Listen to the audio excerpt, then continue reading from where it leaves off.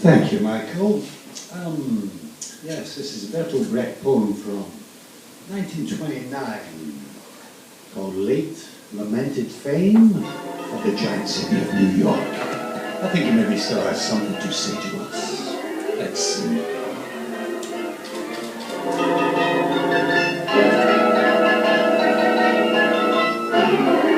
To a soundtrack by James Church, Rhapsody in the Dark.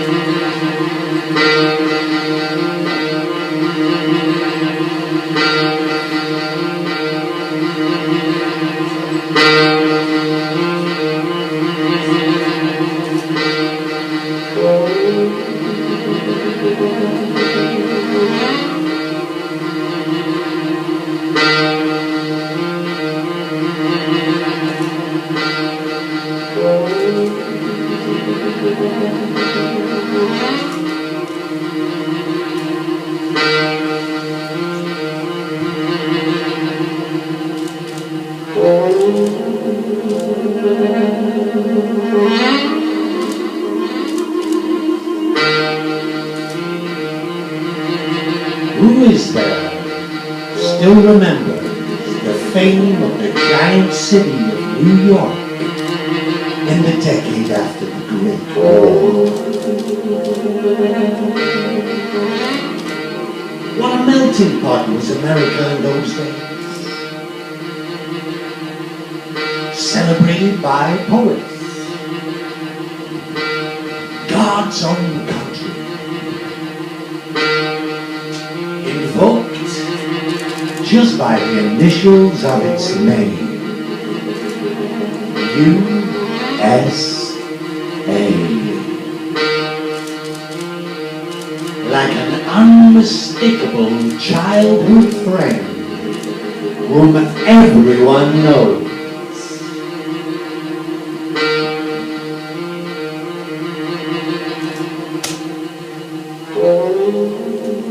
This inexhaustible melting pot, so it was said, received everything that fell into it and converted it within twice 2 weeks into something identifiable.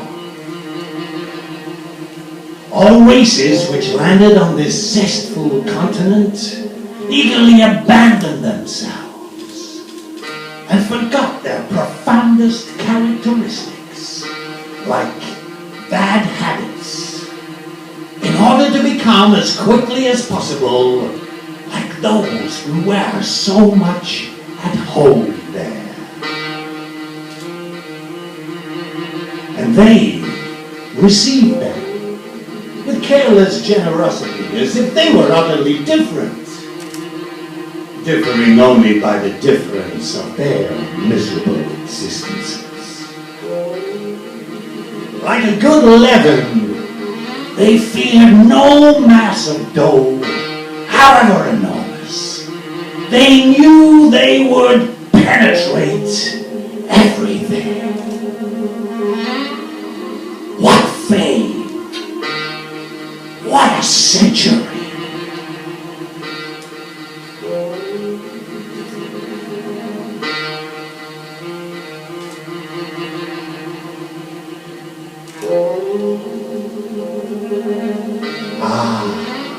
Those voices of the women coming from the sound boxes. Thus they sang, "Take good care of those records in the golden age." Harmony of the evening waters at Miami. Uncontainable gaiety of the generations driving fast over unending roads. Mighty lamentations of women singing.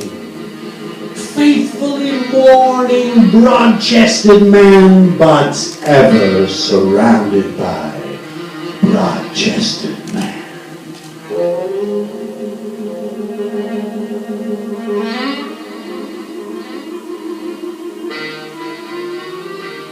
They collected whole parts of rare human specimens, fed them scientifically, bathed them, waved them, so that their incomparable gestures might be perpetuated in photographs for all who came after.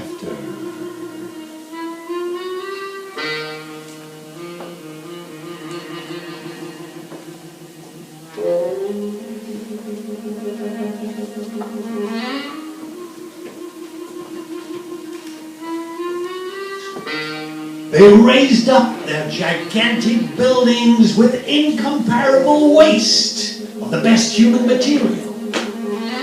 Quite openly, before the whole world, they squeezed from their workers all that was in them, fired rifles into the coal mines, and threw their used-up bones and exhausted muscles onto the streets with good-natured laughter. But, in sporting acknowledgement, they reported the same rough obstinacy in workers on strike with Homeric exaggeration.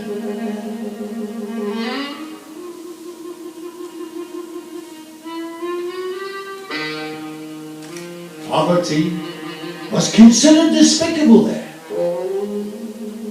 In the films of this blessed nation, men down their luck, seeing the homes of the poor, which included pianos and leather couches, killed themselves out of hand.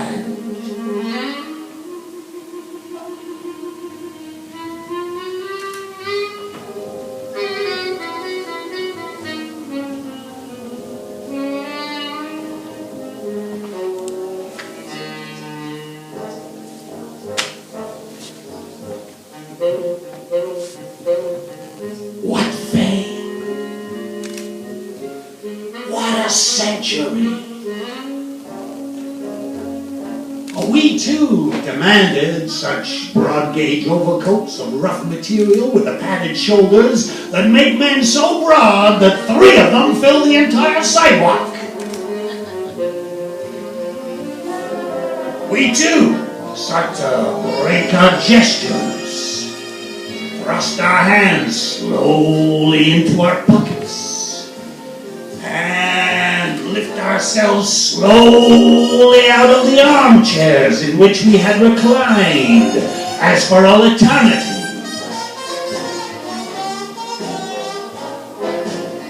We too stuffed our mouths full of chewing gum, beech nuts, which was supposed eventually to push forward the jawbone, and sat with jaws ruminating in endless greed.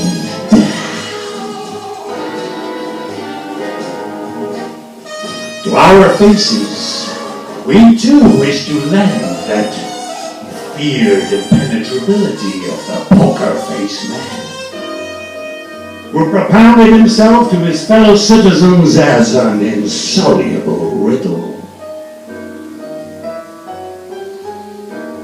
We too perpetually smiled, as if before or after a good piece of business, which is the proof of a well-ordered digestion. We too like to slap our companions, all of them future customers, on arm and thigh, between the shoulder blades, testing how to get such fellows into our hands with the same caressing or grabbing motion as for dogs. So we imitated this renowned race of men who seemed destined to rule the world by helping it to progress.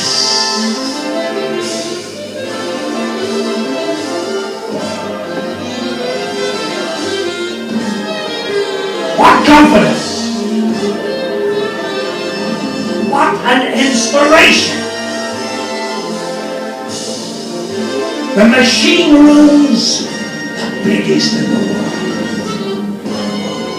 The car factories were campaigning to increase the birth rate. They started making cars on hire purchase for the unborn. Women threw away practically unused clothing, but so that it rotted at once, preferably in quicklime, was paid a bonus. Those bridges, which linked flourishing land with flourishing land, endless, the longest in the world. Those skyscrapers, the men who piled their stones so high that they towered over all, anxiously watched from their summits the new buildings springing up from the ground, soon to overtower their own mammoth size. Some were beginning to fear that the growth of such cities could no longer be stopped, and that they would have to finish their days with 20 stories of other cities above them, and would be stacked in coffins, which would be buried one on top of the other.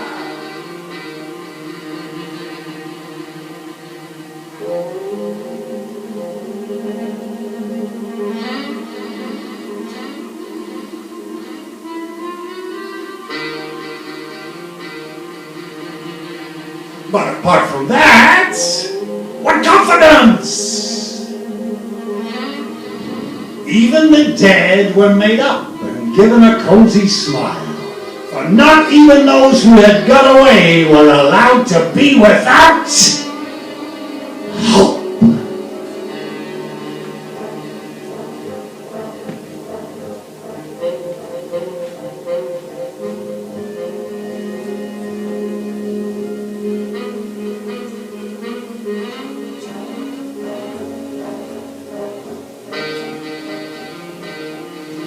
What people they were. Their boxers, the strongest. Their inventors, the most practical. Their trains, the fastest. And also the most crowded. And it all looked like lasting 1,000 years.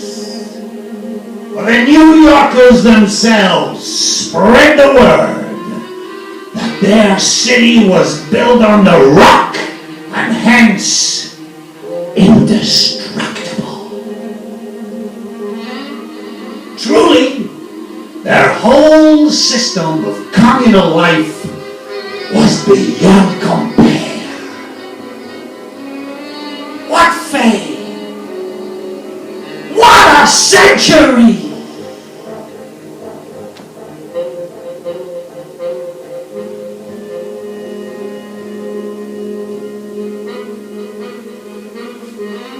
Admittedly, that century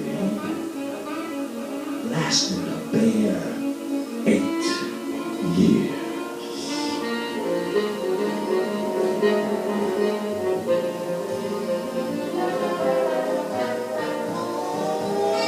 For one day, there ran through the world a rumor of strange collapses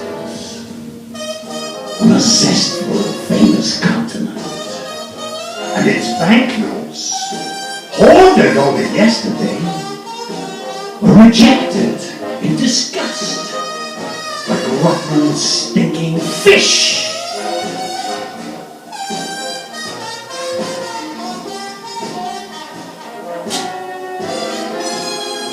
Today, when word has gone round that these people are bankrupt, we, on the other continents, which are indeed bankrupt as well, see many things differently, and so we think more clearly.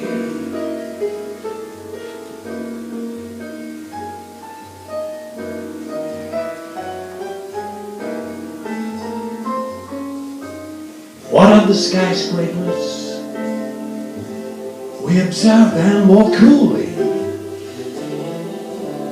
What contemptible hovels skyscrapers are when they no longer yield rents.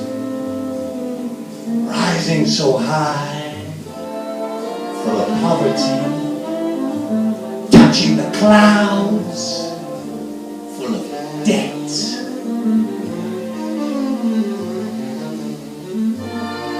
What of the railroad trains? On the railroad trains, which resemble hotels on wheels, it is said, often nobody boards, and he travels nowhere with incomparable rapidity. What of the bridges? The longest in the world, they now link Scrappy with Scrappy. And what of the people?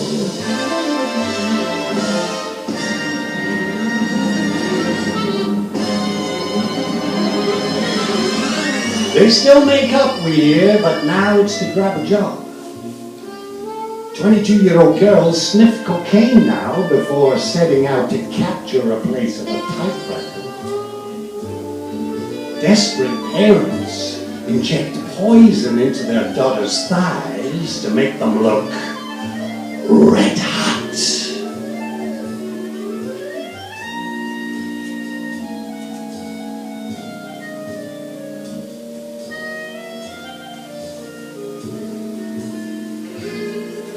Gramophone records are still sold.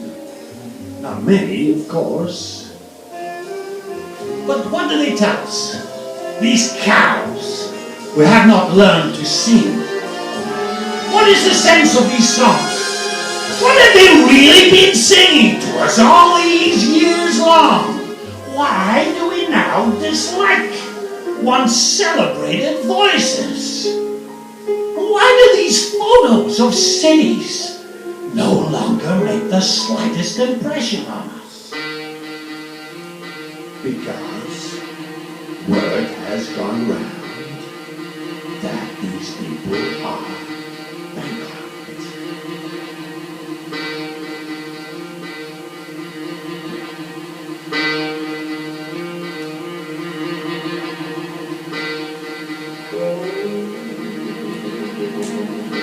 The machines lie in huge heaps, the biggest in the world, rust like the machines of the old world, in smaller heaps.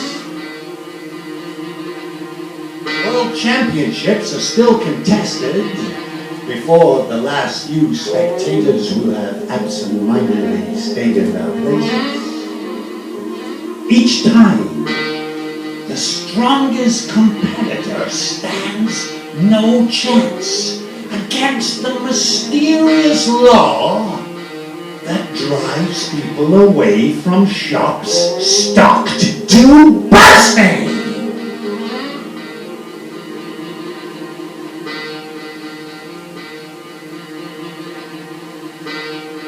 Clutching their smiles, but nothing else now.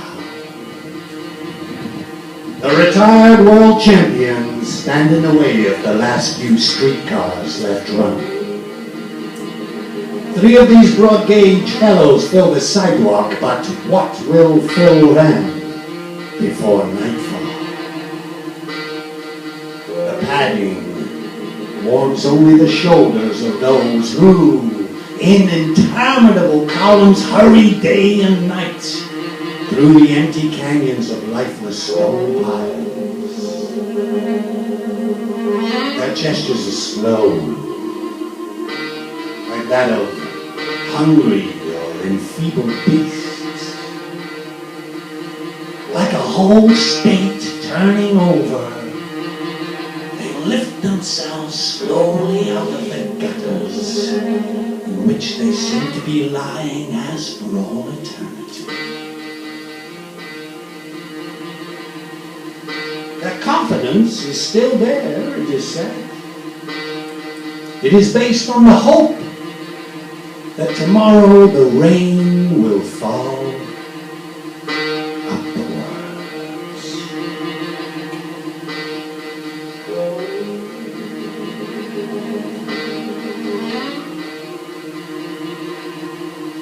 Some we hear can still find jobs in those places where whole wagon loads of wheat are shoveled into the ocean called Pacific.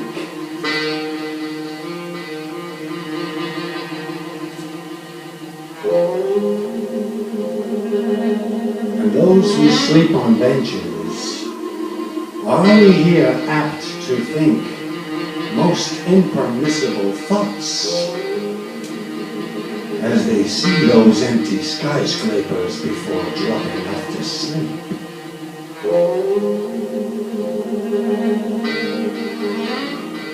What a bankruptcy! How great a fame has departed! What a discovery! That their system of communal life displays the same miserable flaws as more modest people.